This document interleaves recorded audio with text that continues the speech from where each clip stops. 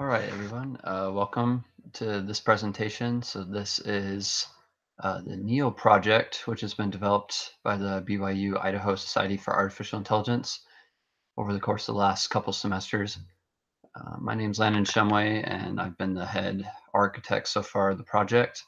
And I wanted to create this brief presentation to kind of guide you on what the project is and what we've been able to accomplish with it so far and where we see it going in the future. So to start off, let's kind of talk about what the project is.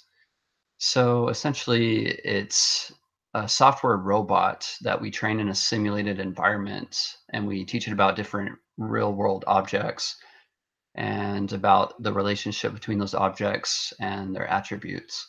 As a side note, the project gets its name from just like in the Matrix, where Neo essentially lives in a simulated environment. The same is true for our robot here.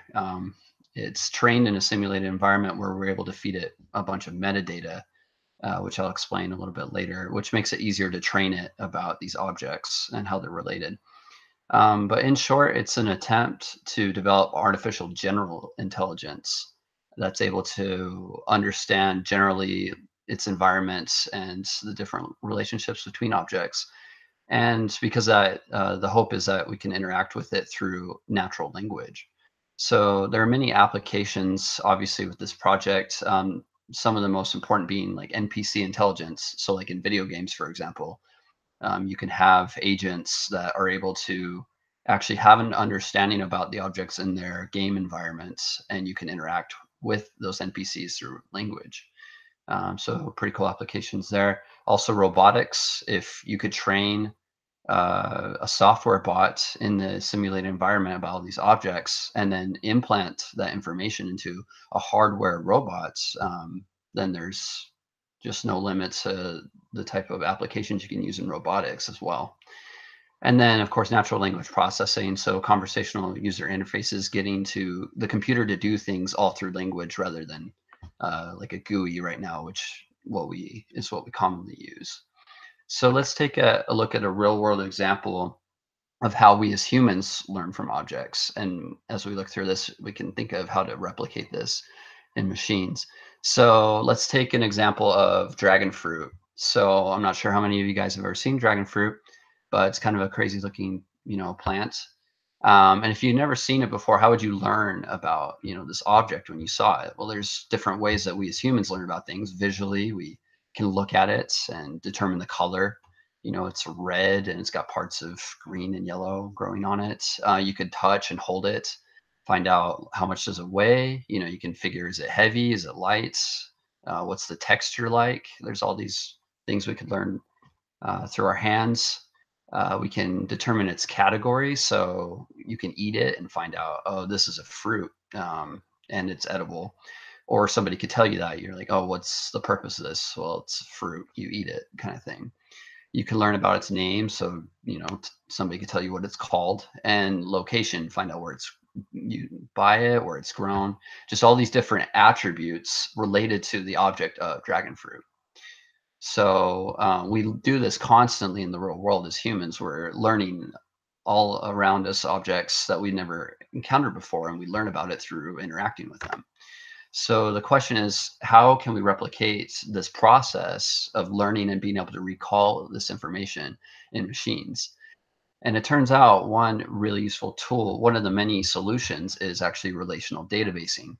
So if you never heard of that before, that's fine. But basically, relational databasing, for those of you who are familiar with it, you know that we use keys to find relationships between different items in database tables.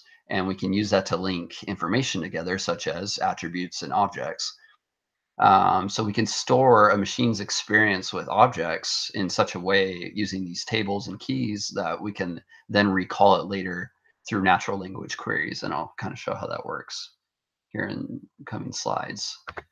But here's an overview of our database. So this is essentially Neo's brain, if you want to think of it. It's his framework that he learns about objects.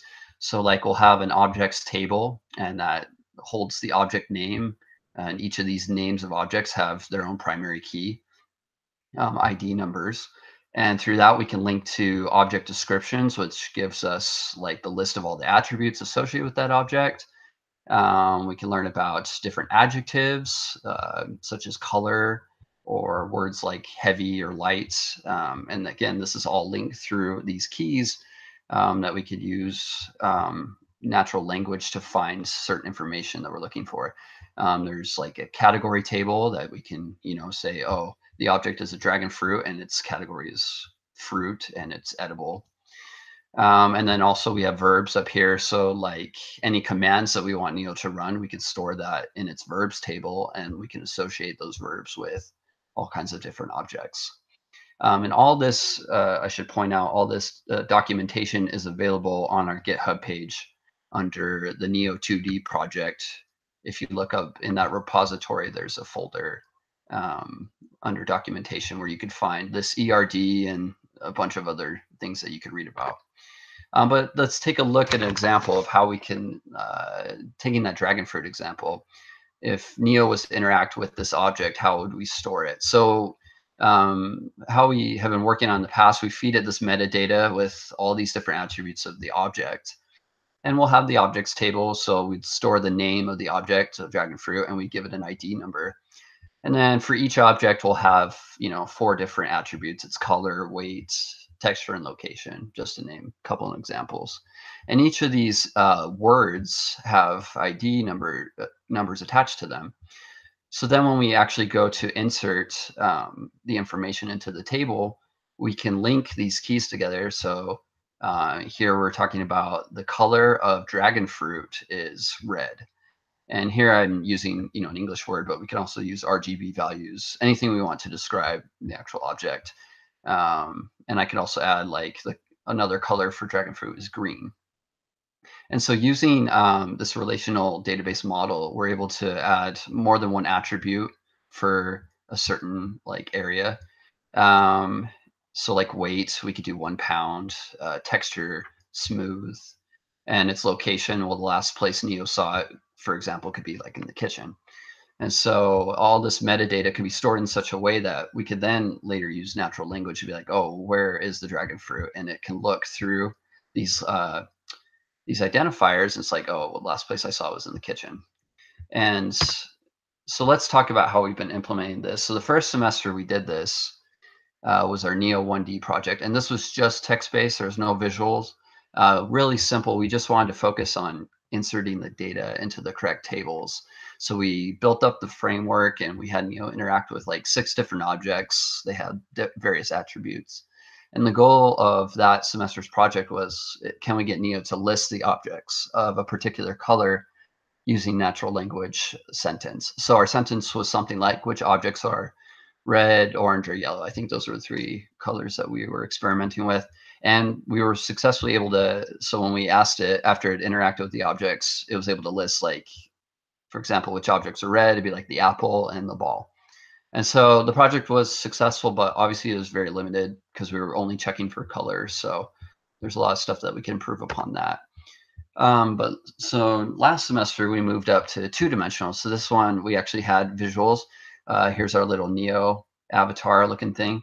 We placed it in a house of different rooms, and then we started placing objects in here. So here you can see like just a simple apple object.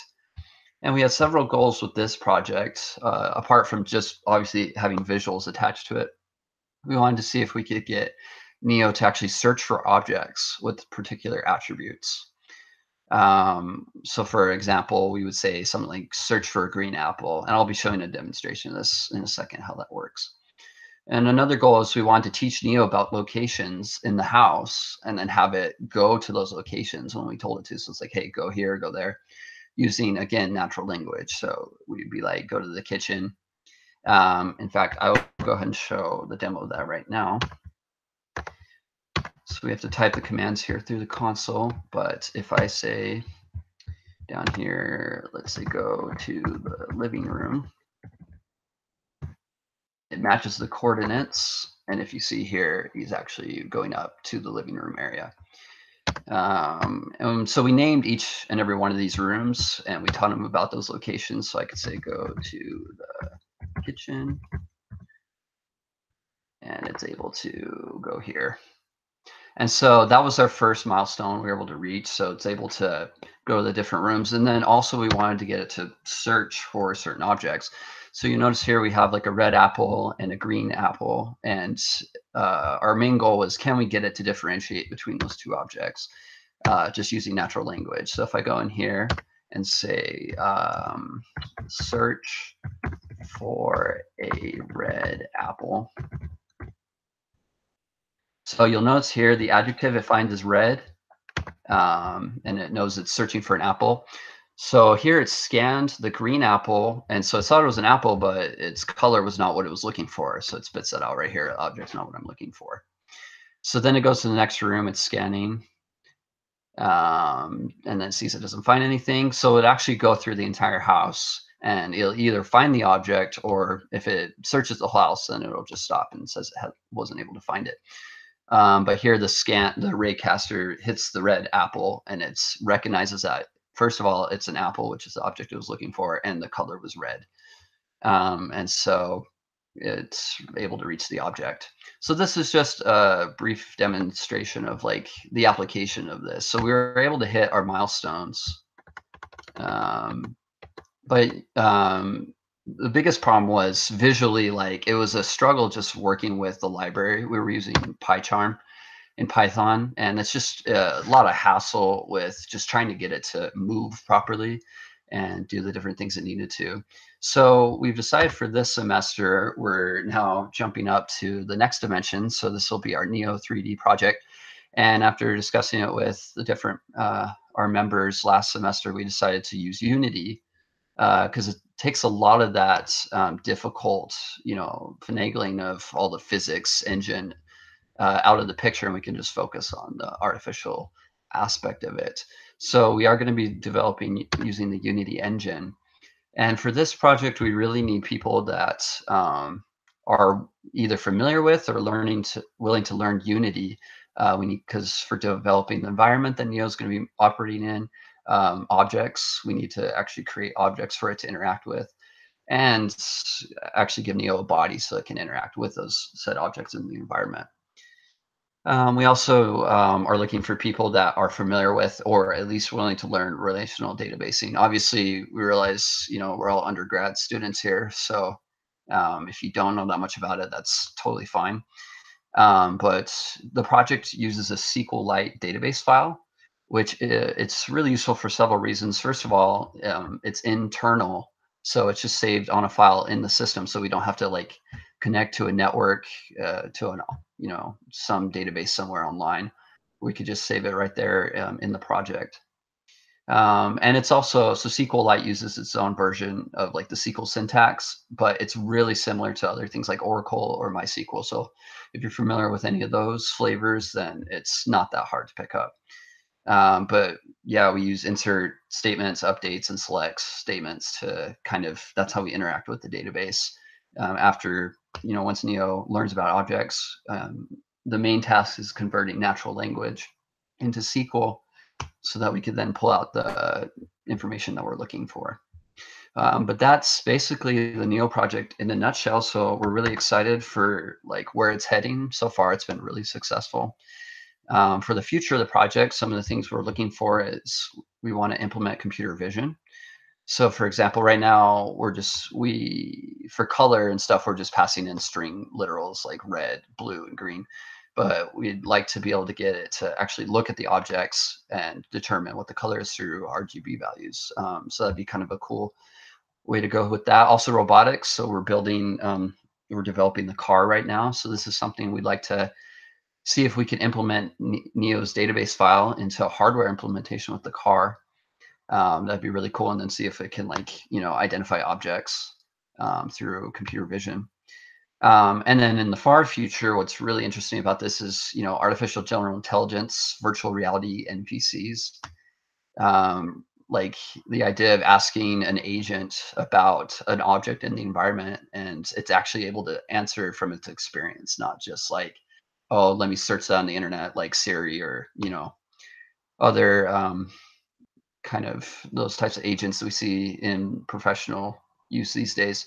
But We want to be able to create agents that can like explore their environments and learn about things through personal like interaction, and then be able to query the like agents through natural language. So there's a lot of amazing applications here for artificial intelligence. So if this is something that you'd be interested in, we'd love to have you work with us. But that's all for this presentation. So thanks so much for watching.